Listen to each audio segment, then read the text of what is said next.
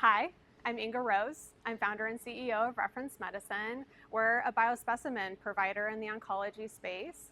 Cancer specimens are really hard to find. They're really expensive, it's really slow, and we're here to fix that. I've spent my whole career in the oncology diagnostics space, and one of the major challenges that we had was access to good specimens.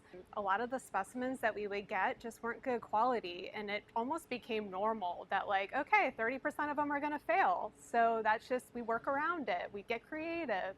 And so founded Reference Medicine so that people don't have to get creative. With the right skill set, the right experience, the right partnerships, it's not impossible. My name is Erin Schlum, and my position here is Head of Operational Development and Quality Manager.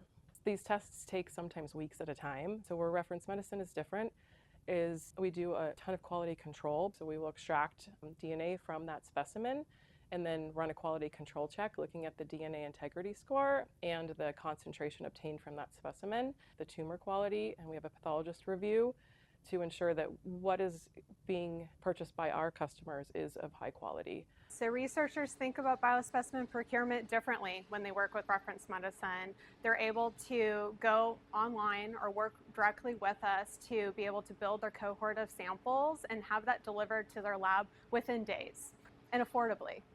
I've lived in Arizona my whole life. I've been part of the biosciences community for my whole college career at ASU, and then also beyond that as I entered my career. Phoenix is really unique with this AZBio community, right down from the start of Reference Medicine when we were awarded the Flynn Foundation Award. We have been involved with AZBio for a number of years, and having this award, it's really impactful from a woman-owned company as well. One, to have won this award, but two, to just be involved in AZBio and everything that it stands for.